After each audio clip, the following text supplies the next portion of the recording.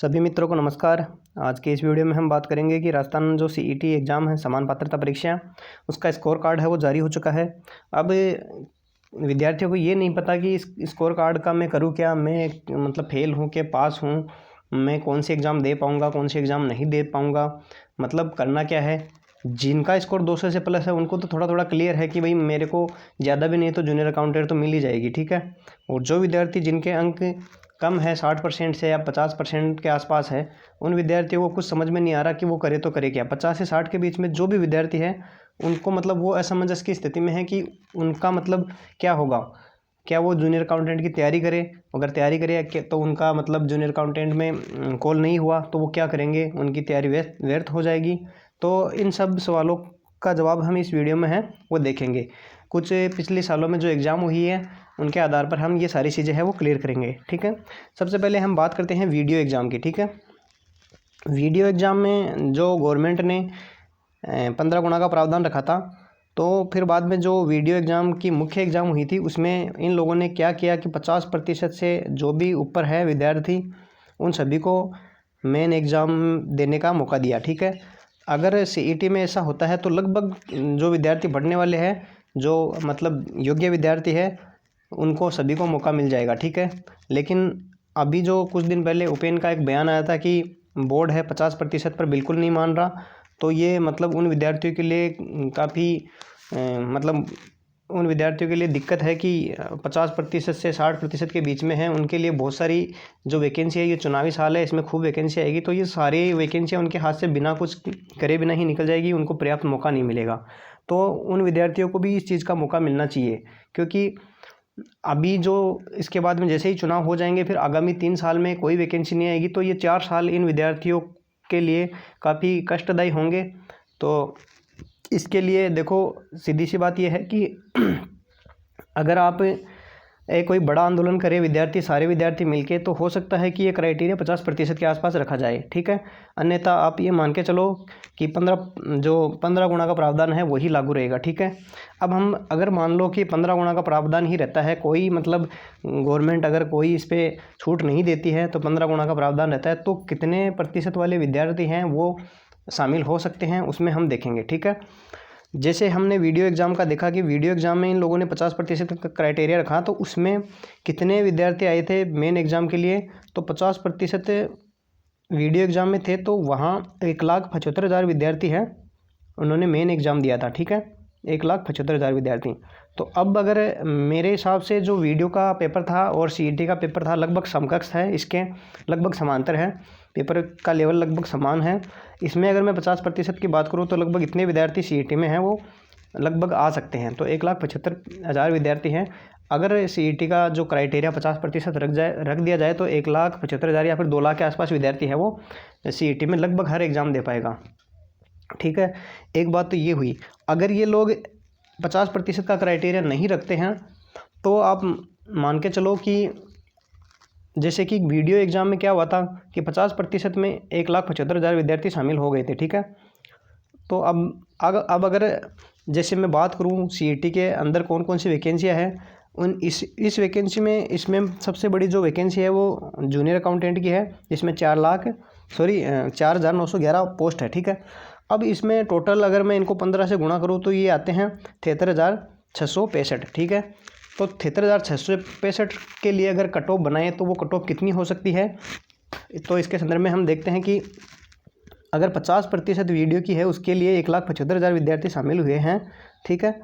तो अगर मैं केवल 75,000 की बात करूं, 1,00,000 विद्यार्थी क्योंकि जूनियर अकाउंटेंट की अगर ये 50% का क्राइटेरिया नहीं रखते हैं, केवल 15 गुना को पास करते हैं, तो इसकी कट ऑफ है वो ये तो मान के चलो कि 50 से तो ऊपर होने वाली है। अब कितनी ऊपर होगी, तो जहाँ तक मेरा अनुमान है लगभग 60% के आसपास है वो इसकी कट ऑफ है वो होने वाली है। मतलब जिस भी विद्यार्थी के 180 मार्क्स हैं वो जूनियर अकाउंटेंट की एग्ज़ाम में शामिल हो सकता है, ठीक है।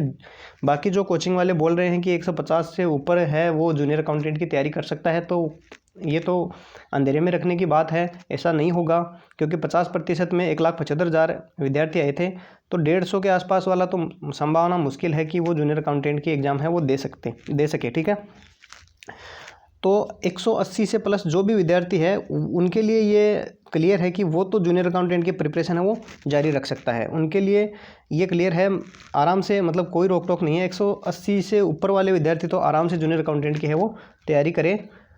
और बाकी जो नीचे वाले हैं उनके लिए ऐसा है कि या तो आप कोई बड़ा आंदोलन करो, या फिर ऐसा हो सकता है कि जो भी एग्ज़ाम सीईटी के बाहर है आप उनकी प्रिपरेशन करो। जैसे आरएस है, एसआई है, पशुपालन विभाग में एक पशु परिचारक की वैकेंसी आई है, और भी मतलब वैकेंसियाँ है, जैसे और भी विभाग है, जैसे सफाई कर्मियों की भर्तियाँ आई है।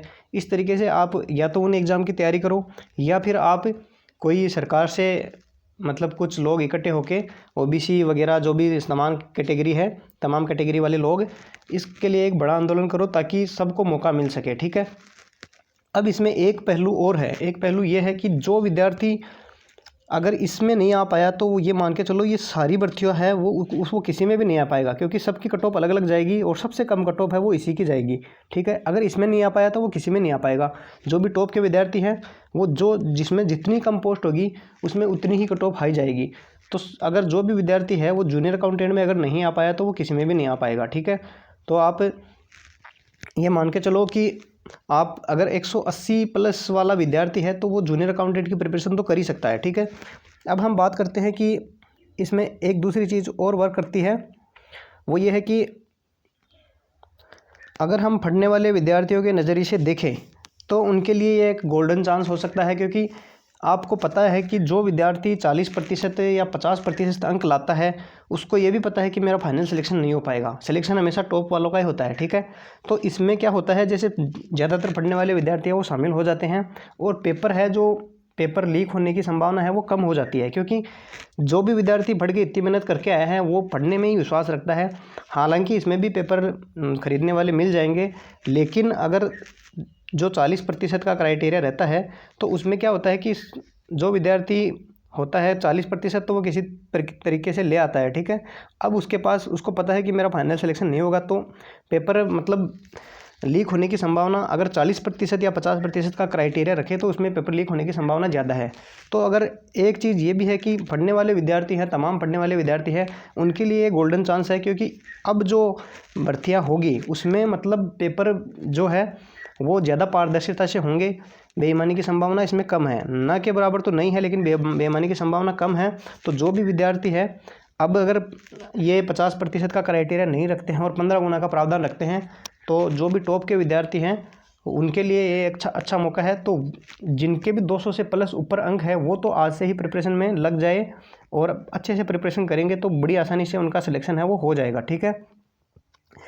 और अगर अब हम बात करते हैं कि जो भी विद्यार्थी जिनका सीईटी ग्रेजुएशन लेवल बिगड़ गया है मान लेते हैं, लेकिन जैसे कोई विद्यार्थी है जो नहीं दे पाया, तो अभी सीईटी 10+2 का रिजल्ट आना बाकी है, उसमें भी बड़ी भर्तियां है, एलडीसी की 10,000 वैकेंसी आएगी।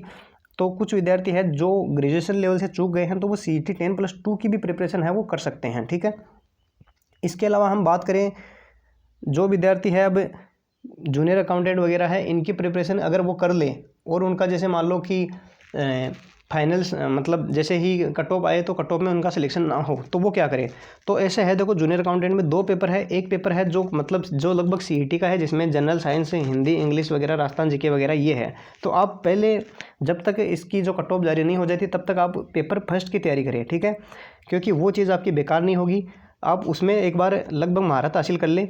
जैसे ही इसकी कट ऑफ जारी हो जाएगी, जो 180 के आसपास है, उन विद्यार्थी की बात कर रहा हूँ कि आप एक बार क्या करो, आप एक बार जो पेपर फर्स्ट है उसकी प्रिपरेशन करो। जैसे ही इसकी कट ऑफ जारी हो जाएगी उसके बाद में अगर आप जूनियर अकाउंटेंट में शामिल हो जाते तब आप दूसरे पेपर की तैयारी करना, अन्यथा आप एलडीसी में लग जाना, क्योंकि 10+2 जो सीईटी है उसका रिजल्ट भी जारी होने वाला है, ठीक है। तो सीईटी का जो वो एलडीसी का जो सिलेबस है वो ये जो जूनियर अकाउंटेंट का फर्स्ट पेपर है वो सेम है। तो आप एक बार जो भी विद्यार्थी 180 के आसपास है, मैं जनरल और ओबीसी कैटेगरी की बात कर रहा हूँ, वो एक बार जूनियर अकाउंटेंट के पेपर फर्स्ट से आज से ही प्रिपरेशन है वो शुरू कर दीजिए, ठीक है। बाकी विद्यार्थी है जिनका किसी कारणवश पेपर बिगड़ गया है तो वो या तो दूसरी सीईटी की प्रिपरेशन करें या फिर सीईटी से बाहर कोई एग्ज़ाम है उसकी प्रिपरेशन करें। बाकी कोचिंग वालों के चक्कर में ना आए, ये तो ऐसे ही बोलते रहेंगे 40% वाले का सिलेक्शन हो जाएगा, 50 वाले का हो जाएगा। अगर आपको 40 या 50 का सिलेक्शन करवाना है तो आप जो बेरोजगार नेता हैं उनसे मिले और एक बड़े आंदोलन की तैयारी करें, तो हो सकता है कि आपको इसमें मौका मिल सकता है। अन्यथा आप अगली वाली जो सीईटी है उसमें भरपूर प्रयास करें।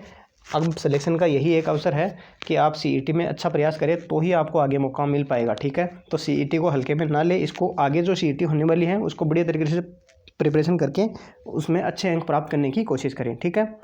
तो वीडियो अगर अच्छा लगे तो लाइक करो, शेयर करो, सब्सक्राइब करो। धन्यवाद।